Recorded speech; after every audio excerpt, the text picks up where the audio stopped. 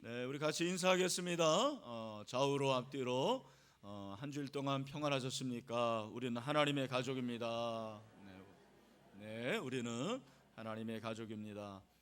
인간의 두 가지 실존적 문제라는 제목으로 말씀을 전하겠습니다.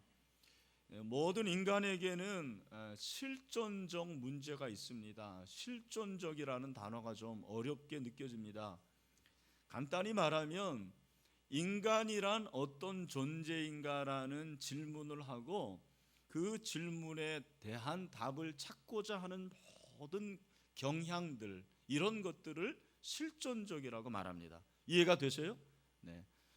뭐 이해가 안 되시면 이해가 되게 해달라고 기도하시면 됩니다. 그러니까 인간이 어떤 존재인가라는 것을 질문을 하다 보면 자꾸 인간에 대한 해결할 수 없는 문제들이 따라오게 됩니다. 그 문제가 무엇입니까? 일반적으로 말하는 철학에서 부조리라고 말하는 거예요. 부조리.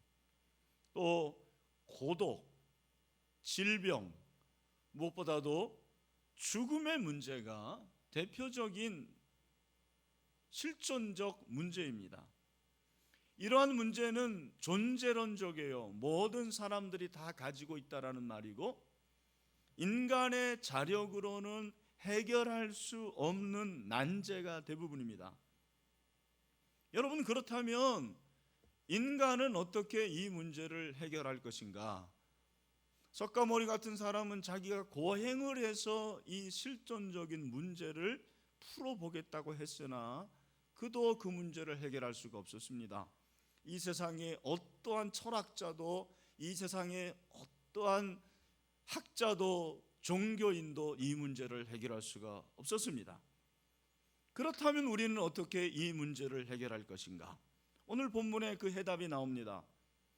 여러분, 인간이 가지고 있는 여러 가지 실존적인 문제가 있지만 오늘 우리가 읽은 이 본문에 두 가지 실존적 문제가 나와요. 하나는 죽음의 문제고 하나는 고독의 문제예요. 뭐라고요? 하나는 죽음의 문제, 또 하나는 고독의 문제.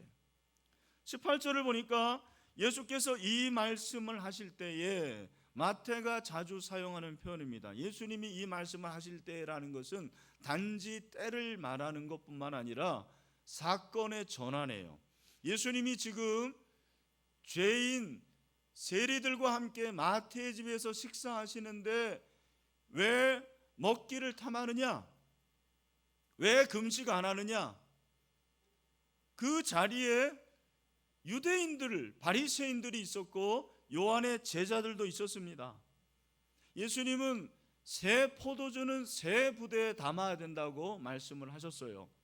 바로 그때 한 관리가 와서 절하며 이르되 말씀하고 있습니다. 여기 한 관리라고 그랬는데 병행구절 마가복음에 보면 회당장이라고 그랬습니다. 회당장 야이로, 회당장 중에 하나인 야이로라 하는 이가 와서 예수를 보고 발 아래 엎드려 간곡히 구하여 이르되 내 어린 딸이 죽게 되었사오니 오셔서 그 위에 손을 얹으사 그로 구원을 받아 살게 하소서 하거늘. 여러분, 회당이라는 말을 들어보셨을 거예요. 회당은 쉽게 말하면 이스라엘 백성들의 회집 장소예요.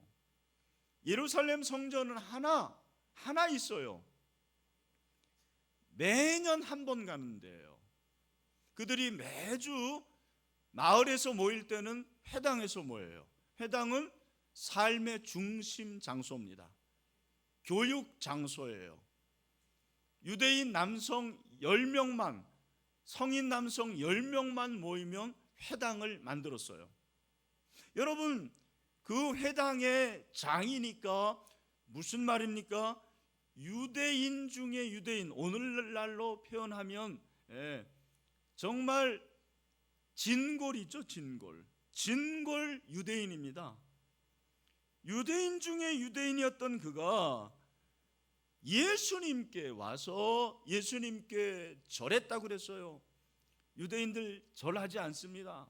그러나 이 유대인 중에 유대인 회당장이 예수님에게 왔을 뿐만 아니라 절을 했다라는 것을 보니 범상치 않는 문제가 있는 거예요.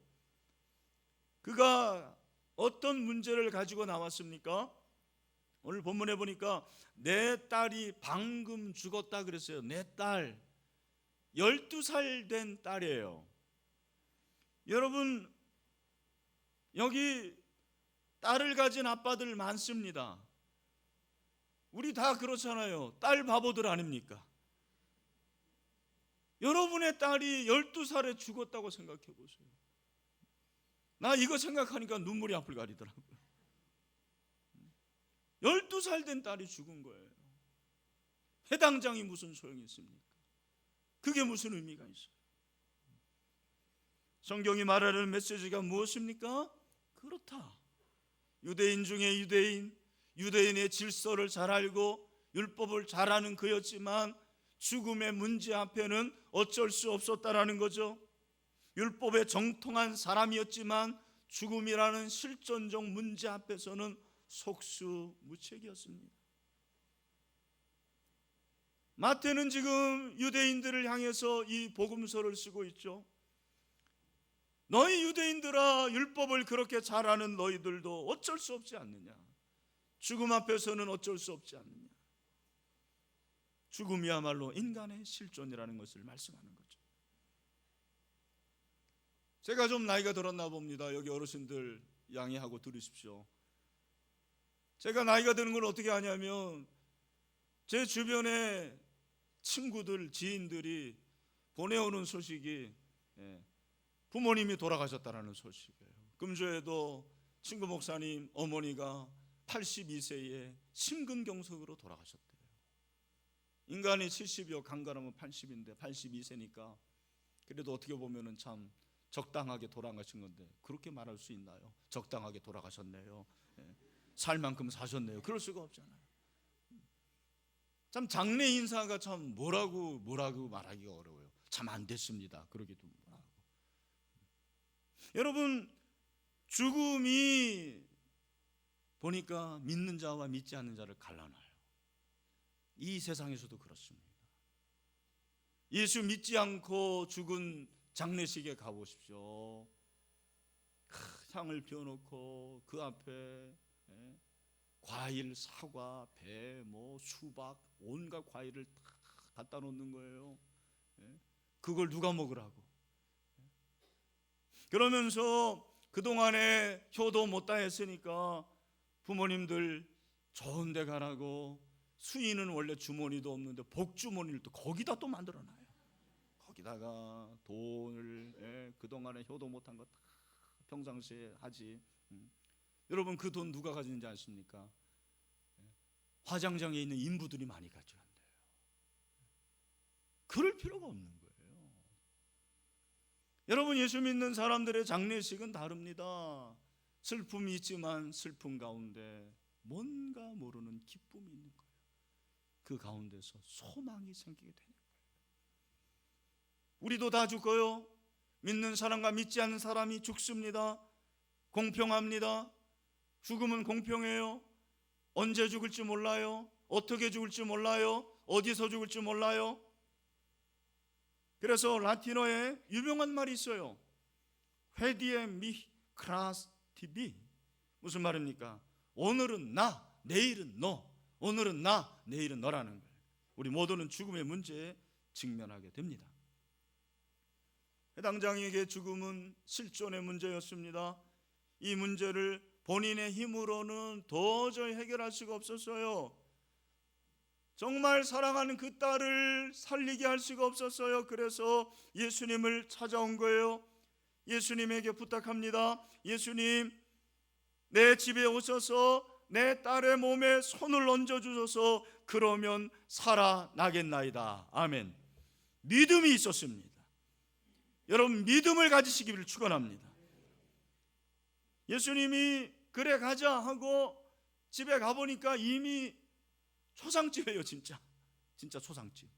대성통곡하고 사람들이 난리가 났습니다. 예수님이 다 물러가라고 그랬어요. 예수님이 잔다고 그랬죠? 죽는 것이 아니고 죽은 것이 아니고 잔다. 사람들이 다 비웃었습니다. 무리를 다 보내셨어요. 그리고 예수님께서 그 방에 들어가셔서 소녀의 손을 잡고 일으키셨습니다. 달리다 금. 여러분, 그 소녀가 살아났습니다. 일어났습니다. 여러분, 죽음의 문제를 극복한 사람이 이 세상에 없죠. 왜냐하면 우리 인간은 다 그런 유한한 존재이기 때문입니다. 그러나 예수님은 죽음의 문제를 해결해 주실 수가 있습니다. 왜냐하면 예수님은 살아나셨기 때문입니다. 예수님은 죽음을 정복하셨기 때문입니다. 예수님은 생명이 있으십니다. 여러분, 예수님에게는 생명이 있음을 믿으십니까? 예수께서 이르시되 뭐라고 그랬어요? 나는 부활이요 생명이니 무릇 나를 믿는 자는 어떻게 해요? 죽어도 살겠고 무릇 살아서 나를 믿는 자는 영원히 죽지 아니하리니 이것을 내가 믿느냐? 여러분, 믿으십니까? 누구나 죽음을 두려워하죠. 죽음을 이길 수가 없기 때문입니다. 그러나 예수님을 믿으면 죽음을 두려워하지 않습니다. 왜냐하면 다시 살아날 수 있기 때문입니다. 미국의 릴랜드 스탠포드라는 상원 의원이 있었습니다. 부자였습니다. 그런데 그에게 외아들이 있었는데 그 외아들이 갑자기 죽었어요. 잘생기고 수제고 그야말로 아버지에게는 영원한 소망이었는데 아들이 하루아침에 유명을 달리했습니다. 그의 전부였는데 하늘이 무너지는 것 같았겠죠. 장례를 치르고 그날 밤에 아들이 꿈에 나타나는 거예요. 아버지, 저 지금 하나님 곁에 있어요. 걱정하지 마세요. 그리고 부탁이 있습니다. 저 대신 청년들을 도와주세요. 꿈에서 깨어난 그가 외쳤습니다. 아, 내 아들도 살아있고 예수 그리스도도 살아 계시는구나. 그래서 청년들이 공부하는 학교를 세우기로 했습니다. 자기의 전 재산을 기부해서 대학을 세웠어요. 그 대학이 바로 유명한 스탠포드 대학. 여러분, 미국 서부의 하버드입니다. 네? 유명한 대학이. 동부 애들이 멀리 서부로 유학 갑니다. 부모님을 멀리하고 싶어가지고. 그게 가는 학교가 스탠포드. 네? 고학생들을 모두 불러서 장학금을 줘 공부를 시켰어요. 내 아들이 죽었지만 살아났구나. 예수님도 살아 계시구나. 여러분 중에 죽음을 두려워하는 분이 있습니까? 예수님께 나오시기를 바랍니다. 예수님을 믿으십시오. 예수님은 죽음의 문제도 해결할 수 있습니다. 왜냐하면 예수님은 생명이기 때문입니다. 나는 부활이요 생명이니 나로 말미암지 않고는 아버지께로 올 자가 없느니라. 실존의 문제, 죽음의 문제도 예수님 안에서 해결될 수 있음을 믿습니다. 예수님이 회당장 야이로의 딸을 살리기 위해서 가던 도중 뜻밖의 사건이 벌어집니다. 누군가가 예수님의 겉옷을 만진 거예요. 아무도 몰랐지만 예수님은 알았어요. 아, 누군가 내 옷을 만졌구나. 누가복음 같은 데 보면은 예수님에게서 능력이 나갔다고 그랬어요. 예수님은 아셨어요. 그러나 아무도 몰랐습니다. 만진 여인만 알았어요. 누가 만졌습니까?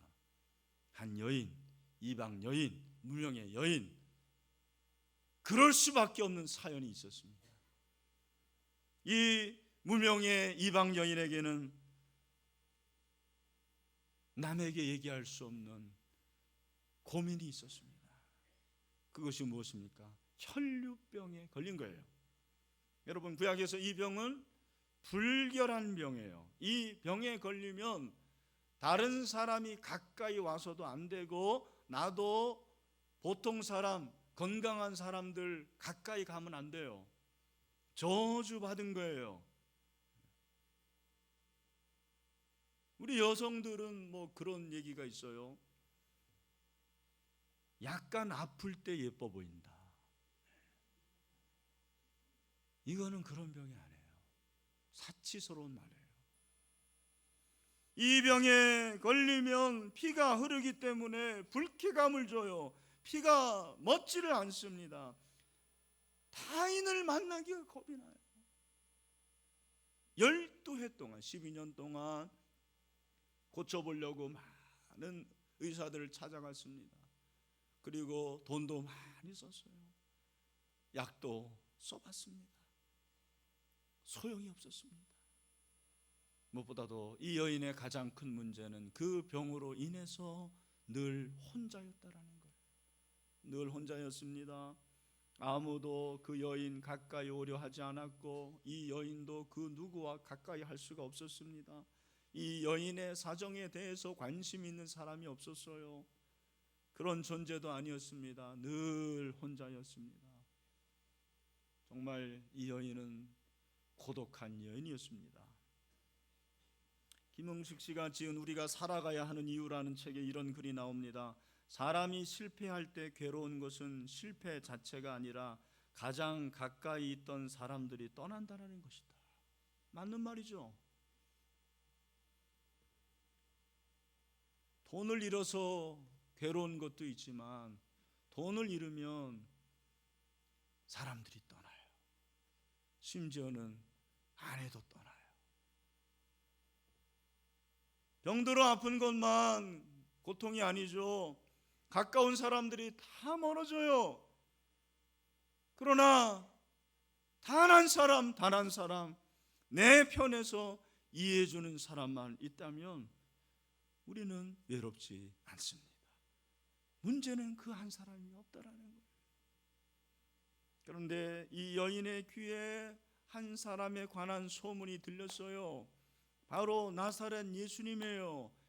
예수님에만 가면 고침을 받는다. 어떤 병도 고쳐주신다. 그러나 갈 수가 없었어요. 정상인인 찾아갈 수가 없었습니다. 나는 그럴 수가 없어. 용기를 내고 또 용기를 냈지만 용기가 나지 않았겠죠. 그러나 이 여인은 예수님을 한번 만나고 싶었어요. 예수님의 얼굴을 한 번만 보고 싶었어요. 그러면 날 것 같다. 그런 소망이 생긴 거예요. 용기를 내서 갔는데 사람들이 너무 많아요. 그 여인은 군중 속에 있었습니다. 마가복음 5장 17절 예수의 소문을 듣고 무리 가운데 끼어 뒤로 와서 그의 옷에 손을 대니 그 여인은 군중 속에서도 혼자였습니다. 고독했습니다. 얼마나 외로웠을까? 얼마나 힘이 들었을까? 이 여인의 문제를 해결해 줄 수 있는 사람이 아무도 없었어요. 그때 여인은 한 가지 생각을 했어요. 내가 예수님 앞에 나가지는 못하지만 예수님의 옷가에 손만 대면 될 것 같다. 오늘 본문에 보면 뭐라고 그랬습니까? 21절에 이는 제 마음에 그 겉옷만 만져도 구원을 받겠다 함이라. 원어를 보면 이렇게 되어 있어요. 내가 예수님의 겉옷만 만져도 구원을 받을 것이라고 그 여자가 계속 얘기했다라는 거예요. She was saying, 계속 얘기했어요.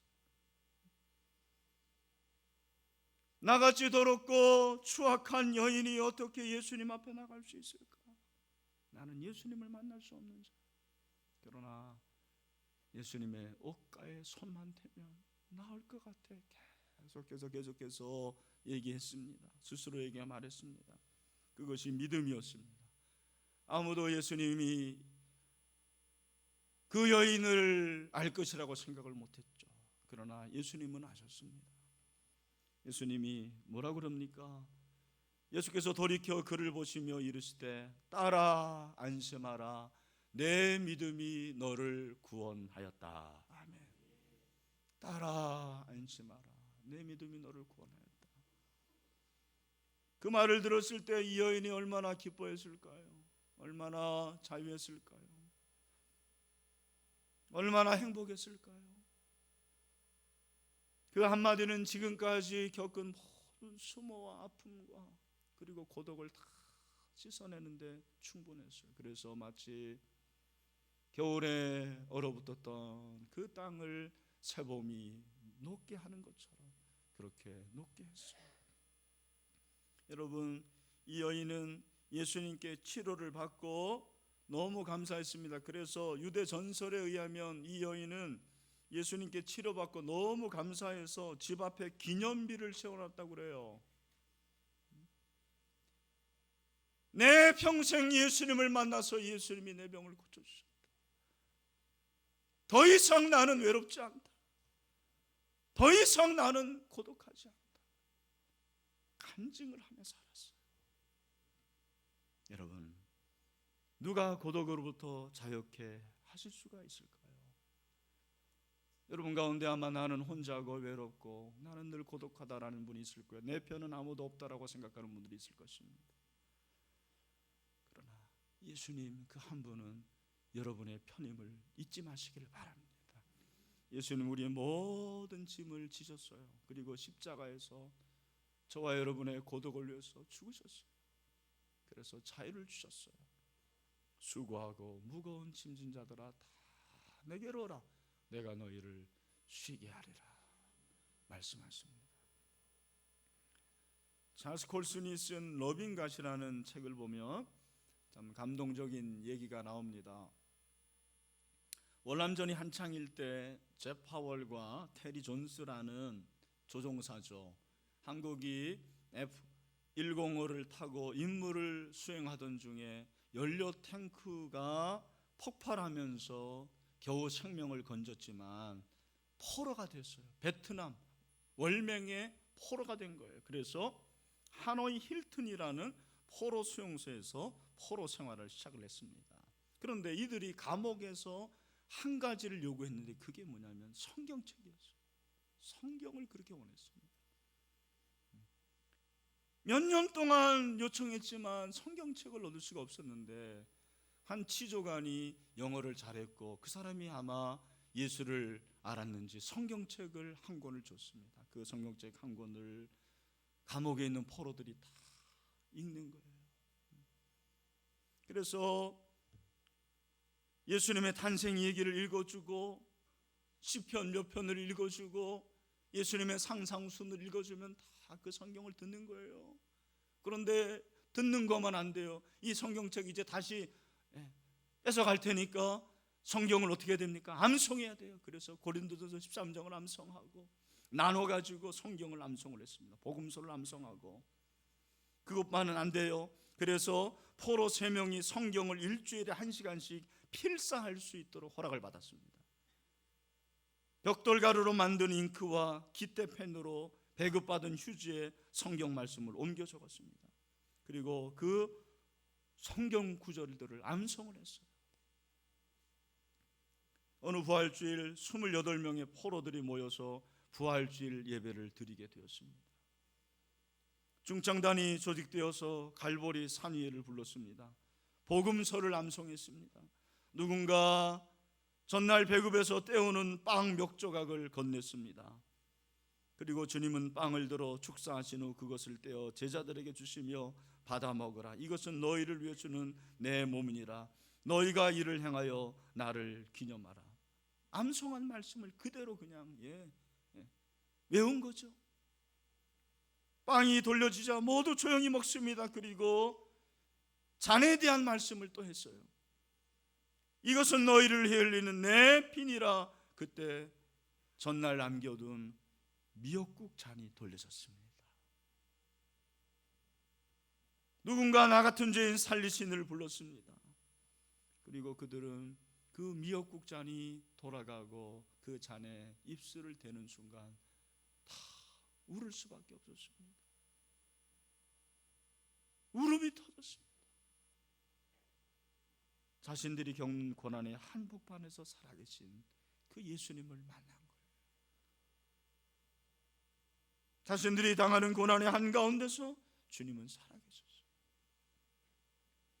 그들 모두 다 살아남아서 이제는 고향에 돌아가서 그때 만난 예수님을 간증하며 살고 있노라는 그런 간증을 하고 있습니다. 여러분, 오늘 우리가 성찬식을 갖게 됩니다. 우리 가운데 주님이 함께 계십니다. 외로운 사람, 힘든 사람, 아픈 사람 상관없이 주님이 함께 계십니다. 이사야서 41장 10절, 두려워하지 말라, 내가 너와 함께함이라. 놀라지 말라, 나는 네 하나님이니라. 내가 너를 굳세게 하리라. 참으로 너를 도와주리라. 참으로 나의 의로운 오른손으로 너를 붙들리라. 아멘. 말씀했습니다. 우리 모두 해당장의 딸처럼 자식이 먼저 가는 경우도 있어요. 아마 여러분 가운데 그런 사람이 있을 거예요. 사랑하는 아내나 사랑하는 남편을 먼저 보낸 사람도 있을 것입니다. 부모님을 먼저 보낸 자식들도 많습니다. 그것이 실존이에요. 가난한 여인처럼 누구도 나를 가까이 하려지 않고 나도 늘 혼자인 고독한 사람도 있을 것입니다. 죽음과 고독은 모든 인간의 실존적인 문제임이 분명합니다. 이 문제를 어떻게 해결받을 수 있습니까? 여러분, 예수님은 인간의 실존적 문제인 죽음과 고독을 해결할 수 있는 해결사이심을 믿으시길 바랍니다. 그 예수님께 나오십시오. 그 예수님께 무릎을 꿇으십시오. 그리고 그 예수님을 여러분의 구세주로, 주인으로 영접하시기를 바랍니다. 그것이 문제 해결의 시작인 줄로 믿습니다. 우리 마지막으로 이사야서 55장 1절과 2절을 크게 한번 읽어봤으면 좋겠습니다. 우리의 고백입니다. 시작. 오라 너희 모든 목마른 자들아 물로 나오라. 돈 없는 자도 오라. 너희는 와서 사 먹되 돈 없이 값없이 와서 포도주와 젖을 사라. 너희가 어찌하여 양식이 아닌 것을 위하여 은을 달아주며, 그 다음에 왜 안 나오죠? 너희가 어찌하여, 다 같이, 양식이 아닌 것을 위하여 은을 달아주며 배부르게 하지 못할 것을 위하여 수고하느냐. 내게 듣고 들을지어다. 그리하면 너희가 좋은 것을 어떻게 해요? 먹을 것이며 너희 자신들이 기름진 것으로 즐거움을 얻으리라. 할렐루야. 기도하겠습니다. 이 시간에 다 같이 눈을 감고 우리 한번 기도합시다. 성찬을 준비하면서 기도합시다. 그렇습니다. 주님, 저도 죽을 수밖에 없는 인간입니다. 이것은 실존입니다. 그러나 저는 죽지만 다시 살아날 수가 있습니다. 그러므로 죽음을 두려워하지 않습니다. 기도합시다. 주님, 외롭습니다. 고독합니다. 혼자입니다. 아무도 나를 알아주지 않습니다. 그러나 주님은 도와주신다고 말씀하셨습니다. 주님께 모든 것을 내어 맡깁니다. 이 시간 함께 기도했으면 좋겠고, 성찬을 통해서 그 주님 만나기를 원합니다.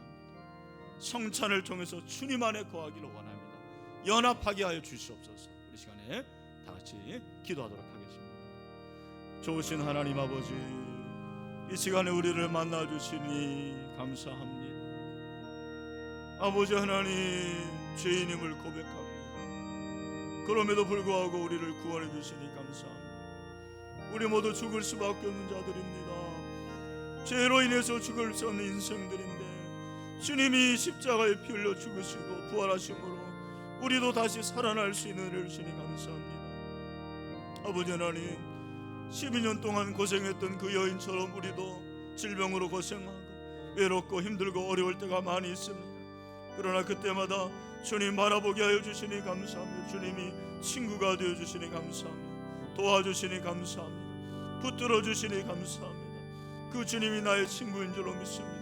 우리의 친구가 되어 주셔서 우리를 위해서, 나를 위해서 목숨을 버리셨습니다. 그 주님 안에 거하는 이 시간 되기를 원합니다. 주님이 내 안에 거하고 내가 주님 안에 거하게 하여 주시옵소서. 우리 모두가 연합할 수 있도록 하여 주시기를 원합니다. 성찬을 통해서 주님 만나게 하시고 성찬을 통해서 주님의 임재 가운데 거할 수 있도록 주여 도와주시옵소서. 예수님의 이름으로 기도하옵나이다.